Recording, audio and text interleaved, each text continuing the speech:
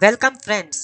करीबन 2 या 3 दिन पहले ही यह खबर आई थी कि sovereign wealth fund flow India replaces China as most sought after destination. तो इस वीडियो में हम इसी विषय में चर्चा करेंगे और जानेंगे इस रिपोर्ट के पीछे के डेटा के बारे में। इसके अलावा हम जानकारी देंगे आपको कि सॉवरेन वेल्थ फंड यानी कि SWF क्या होते हैं। हम बात करेंगे सैंटियागो प्रिंसिपल्स के बारे में। हम जानेंगे कि क्या भारत और रूस के पास भी कोई सॉवरेन वेल्थ फंड यानी कि SWF है कि नहीं है। इसके अलावा हम वर्ल्ड के जो टॉप 50 सॉवरेन वेल्थ फंड हैं उनके बारे में भी इस वीडियो में बात करेंगे। बट दोस्तों, before we proceed ahead, please हमारे इस चैनल को सब्सक्राइब करें और हमारे वीडियोस को लाइक और शेयर ज़रूर करें। तो यह जो न्यूज़ आइटम आई थी वो ग्लोबल SWF नामक एक कंपनी है, उसके डेटा पर आधारित थी। जो ग्लोबल SWF कंपनी है वो ग्लोबली 3 जगह से ऑपरेट करती है, न्यूयॉर्क से, लंदन से और एशिया में यह सिंगापुर से ऑपरेट करती है। जो ग्लोबल SWF कंपनी है वो 400 से भी अधिक SOIs, SOI का मतलब होता है स्टेट ओन्ड इन्वेस्टर्स को ट्रैक करती है। स्टेट ओन्ड इन्वेस्टर्स का मतलब है सॉवरेन वेल्थ फंड्स SWF या PPF, जिसे हम पब्लिक पेंशन फंड्स भी कहते हैं। तो यह जो कंपनी है ग्लोबल SWF 400 से भी अधिक SOIs को ट्रैक करती है और उनके बारे में डेटा को पब्लिश करती है। तो ग्लोबल SWF कंपनी ने जो अपना मंथली न्यूज़लेटर निकाला है दिसंबर 2020 का, उसमें जो इनकी रिसर्च का डेटा है उसके अनुसार 2020 में अभी तक दिसंबर तक इंडिया के अंदर लगभग 14.8 बिलियन डॉलर्स का इन्वेस्टमेंट बाय SOIs हो चुका है, और जबकि यही फिगर चाइना के लिए सिर्फ 4.5 बिलियन डॉलर्स है। यही नहीं, जबकि फिजिकल ईयर 2019 में देखें तो इंडिया ने अगेन चाइना को पछाड़ दिया था, क्योंकि इंडिया में लगभग 10.1 बिलियन डॉलर्स का इन्वेस्टमेंट हुआ और जबकि चाइना में यह सिर्फ 6.4 बिलियन डॉलर्स ही था। आगे यह रिपोर्ट कहती है कि मोस्टली जो है China was bogged down by tit for tat trade war with the US, और इसकी वजह से जो इन्वेस्टर्स है SOI इन्वेस्टर्स यानी कि स्टेट ओन्ड इन्वेस्टर्स, उनका जो कॉन्फिडेंस है वो चाइना में कम हुआ। On the other hand India को गेन इसलिए हुआ क्योंकि they were encouraged by the tax breaks offered by the government of India, privatisation and co investment opportunities with the government's NIIF। ये जो NIIF है इसके बारे में हम अभी वीडियो के बाकी हिस्से में भी बात करेंगे। तो जो इस रिपोर्ट में कहा गया है, जो ग्लोबल SWF ने कहा है, वो ये कहा है कि जो SWF या SOIs थे, they felt encouraged by the co investment opportunities along with the government of India. तो इसके अलावा जो अगर हम देखें तो इंडिया में जो ADIA है यानी कि Abu Dhabi investment authority, GIC और मुबाताला और PIF, इनके बारे में अभी हम और भी वीडियो में बात करेंगे। जो मुबाताला है वो नंबर 13 रैंक का एक SWF है ग्लोबली। तो इन सब ने मिलकर जो रिलायंस के अंदर है तकरीबन 8.1 बिलियन डॉलर्स का भी इन्वेस्टमेंट किया। तो इसके अलावा जो है GIC और BCI ने भी इसमें इंडिया के अंदर इन्वेस्ट किया है। उसमें इसके अलावा जो इस रिपोर्ट में कहा है, उन्होंने ये कहा है कि जो मुबाताला है was the early mover to take advantage of government's tax breaks. On the other hand अगर आप देखें तो इस न्यूज़ लेटर में या रिपोर्ट में उन्होंने बोला है कि जो चाइना है उसके अंदर जो मोस्टली इन्वेस्टमेंट हुई वो सिंगापुर के जो 2 सॉवरेन वेल्थ फंड्स हैं टेमासेक और GIC, उन्होंने अधिकतर इन्वेस्ट किया था। अगेन जो टेमासेक और GIC हैं वो टॉप 10 SWFs में से हैं, और इनके बारे में हम अभी और बात करेंगे वीडियो के बाकी हिस्से में। इसके अलावा उन्होंने कहा ADIA जो अबू धाबी का इन्वेस्टमेंट फंड है, सॉवरेन वेल्थ फंड है, उसने इन्वेस्ट किया चाइना के अंदर। QIA जो कतर का एक SWF है, जो कतर का QIA है, उसका रैंकिंग है नंबर 11 ग्लोबली। इसके बारे में भी हम दोबारा बात करेंगे। और मुबाताला तो अभी हमने बात किया है कि जो नंबर 13 रैंक का सऊदी अरेबिया का SWF है। तो इन्होंने भी चाइना में इन्वेस्ट किया।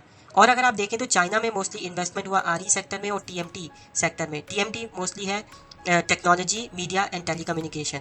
इसी तरीके से TMT सेक्टर में इंडिया में भी इन्वेस्टमेंट हुआ, बट मोस्टली जो इंफ्रास्ट्रक्चर में इन्वेस्टमेंट हुआ उससे एक पॉजिटिव इंडिकेशन भी माना जा सकता है। तो सबसे पहले देखते हैं कि सॉवरेन वेल्थ फंड SWF होता क्या है। इसको अलग अलग लोग, अलग अलग ऑर्गेनाइजेशंस अपने तरीके से डिफ़ाइन करती हैं। जैसे कि IMF इंटरनेशनल मॉनेटरी फ़ंड की एक अपनी डेफिनेशन है। इसी तरीके से US ट्रेजरी इसे अपने द्वारा परिभाषित करती है अपने तरीके से। पर काम चलाने के लिए हम कह सकते हैं कि SWF एक बहुत बड़ा विदेशी मुद्रा का फंड होता है जो कि किसी देश द्वारा कंट्रोल किया जाता है और जिसको इन्वेस्टमेंट करने के लिए इस्तेमाल किया जाता है, और जो कि उस देश की फॉरेन एक्सचेंज रिजर्व या पेंशन एसेट नहीं होता है। उदाहरण के लिए भारत में आरबीआई के पास विदेशी मुद्रा का भंडार है। यह इन्वेस्टमेंट के लिए इस्तेमाल नहीं किया जाता है, इसलिए आरबीआई का फॉरेक्स रिजर्व एक सॉवरेन वेल्थ फंड नहीं है। एसडब्ल्यूएफ में और फीचर्स होते हैं, जैसे कि यह एक मैकेनिज्म है जिसके द्वारा कंट्रीज इन्वेस्टमेंट्स करती हैं। दूसरा फीचर यह है कि यह एक बहुत बड़ा पॉट ऑफ मनी होता है। तीसरा, हम कह सकते हैं कि ये जो सॉवरेन वेल्थ फंड है वो प्रेफर करते हैं कि रिटर्न्स आए ज़्यादा रादर देन लिक्विडिटी को, इसलिए हम कह सकते हैं कि वो ज़्यादा रिस्क टॉलरेंट है कंपेयर टू जो ट्रेडिशनल फॉरेन एक्सचेंज रिजर्व होते हैं। अगला, हम ये कह सकते हैं कि ये जनरली एक्सक्लूड करते हैं जो कि एसेट्स होते हैं इंडिविजुअल्स के बेनिफिट के लिए। सॉवरेन वेल्थ फंड यानी कि एसडब्ल्यूएफ की कुछ लिमिटेशंस भी होती हैं। जो सबसे बड़ी उनमें से लिमिटेशन है वो यह है कि ये ट्रांसपेरेंट अधिकतर नहीं होते हैं। For example, sovereign wealth fund जो होता है वो अपनी इन्वेस्टमेंट्स की डिटेल रेगुलरली डिस्क्लोज कर सकता है, पर सारे के सारे एसडब्ल्यूएफ उन्हें रेगुलरली डिस्क्लोज नहीं करते हैं। तो इसलिए हम कह सकते हैं कि जो लिमिटेशन है एसडब्ल्यूएफ की वो यही है कि उनकी ट्रांसपेरेंसी पर एक बहुत बड़ा प्रश्न चिन्ह लगा होता है। एसडब्ल्यूएफ को दो और चीज़ों से कई बार कंफ्यूज किया जाता है। पहली जो चीज़ है वो है sovereign bonds. Sovereign bonds totally different होते हैं। ये वो बॉन्ड्स हैं जिसे किसी देश की सरकार इशू करती है और इसमें पैसा लगाने वाले इन्वेस्टर को एक फिक्स्ड इंटरेस्ट मिलता रहता है, जो कि जनरली उस बॉन्ड का कूपन रेट कहलाता है। इसी तरीके से जो दूसरी चीज़ जो है वो है सॉवरेन वेल्थ एंटरप्राइजेज यानी कि एसडब्ल्यूई। एसडब्ल्यूई टोटली डिफरेंट है सॉवरेन वेल्थ फंड से। एसडब्ल्यूई वो बिजनेस एंटिटी या वो इन्वेस्टमेंट व्हीकल हैं जो कि फुली कंट्रोल किए जाते हैं एसडब्ल्यूएफ द्वारा। तो आइए अब देखते हैं कि दुनिया के सबसे बड़े टॉप 10 सॉवरेन वेल्थ फंड्स कौन से हैं। तो सबसे पहले आता है नॉर्वे का नॉर्वे गवर्नमेंट पेंशन फंड, जिसके टोटल एसेट्स हैं 1186 बिलियन डॉलर्स यानी कि 1.186 ट्रिलियन डॉलर्स। उसके बाद आता है चाइना इन्वेस्टमेंट कॉरपोरेशन, जिसके एसेट्स हैं 940 बिलियन डॉलर्स। उसके बाद आबू धाबी इन्वेस्टमेंट अथॉरिटी, फिर Kuwait investment authority, Hong Kong monetary authority investment portfolio, फिर आता है जीआईसी प्राइवेट लिमिटेड, फिर safe investment company, Temasek holding, public investment fund, फिर आता है national council for social security fund. अगर आप देखें ये है दुनिया के टॉप 10 एसडब्ल्यूएफ्स, और अगर आप इनकी ओरिजिन कंट्रीज़ को देखें तो पहला है नॉर्वे, फिर दूसरा फंड जो है वो चाइना का है, फिर यूएई आबू धाबी का है, फिर कुवैत का है। तो टॉप पर तो हमारे को देखने पे लगता है कि 1186 बिलियन डॉलर्स के साथ नॉर्वे का फंड सबसे ऊंचा है। पर अगर हम थोड़ा सा ध्यान से देखें तो टॉप 10 के अंदर चाइना के 3 सॉवरेन वेल्थ फंड हैं। पहला सीआईसी, जिसके 940.96 बिलियन डॉलर्स के एसेट्स हैं, फिर आता है सेफ, और फिर है एनसीएसएसएफ। तो इनको अगर हम इन तीनों के एसेट्स जोड़ दें तो वो बनते हैं 1.6 ट्रिलियन डॉलर्स के, यानी कि एक तरीके से तो वो नॉर्वे के एसडब्ल्यूएफ से भी बड़ा हो जाता है। अब हम देखेंगे कि टॉप 50 में आने वाले बाकी के एसडब्ल्यूएफ कौन से हैं। इसके अंदर इजिप्ट के भी फंड है, चिली का भी फंड है, मैक्सिको का भी फंड है। नंबर 14 पर टर्की का भी एक वेल्थ फंड है। तो अब प्रश्न आता है कि क्या भारत का भी कोई एसडब्ल्यूएफ है। उसका उत्तर है NIIF, national investment and infrastructure fund. इसको 2015 में भारत सरकार ने $3 बिलियन के सीड मनी के साथ बनाया था। प्रेसिडेंट ऑफ इंडिया इसके सबसे बड़े शेयर होल्डर हैं, जिनके पास 99.97% शेयर्स हैं, और जो प्रेसिडेंट ऑफ इंडिया को रिप्रेजेंट करने के लिए मिनिस्ट्री ऑफ फाइनेंस का कोई ऑफिशियल होता है। और इसके बाकी के जो 6 शेयर होल्डर्स हैं वो भी मिनिस्ट्री ऑफ फाइनेंस के ही ऑफिसर्स होते हैं। एक और चीज़ इसमें नोट करने की है वो है एंकर इन्वेस्टर्स।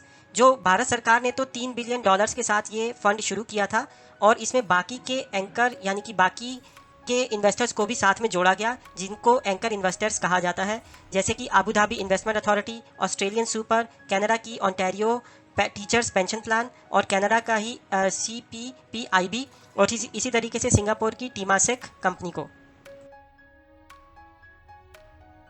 एसडब्ल्यूएफ अपने ही नहीं बल्कि दुनिया के किसी भी देश में इन्वेस्ट करते हैं, जैसे कि सिंगापुर का टीमासेक फंड। इसने सिंगापुर के बाहर चाइना और भारत में काफ़ी निवेश किया हुआ है। पर जो भारत का NIIF है वह केवल भारत में ही इन्वेस्ट करता है। यह एग्जैक्टली सेम है जैसे कि रशिया का RDIF फंड। RDIF फंड भी सिर्फ रशिया में ही इन्वेस्ट करने के लिए बनाया गया है। अब हम देखेंगे कि एक एसोसिएशन है IFSWF, international forum of sovereign wealth fund. इसके अनुसार जो भारत का NIIF है वो एक एसोसिएट मेंबर है, यानी कि अभी तक एक फुल मेंबर उसका नहीं बना है। जो फुल मेंबर होते हैं IFSWF के वो IFSW के 24 जो जनरली एक्सेप्टेड प्रिंसिपल्स हैं उनको फुली यानी कि अच्छे तरीके से फॉलो करते हैं, और इन्हीं 24 जनरली एक्सेप्टेड प्रिंसिपल्स को सैंटियागो प्रिंसिपल्स भी कहा जाता है।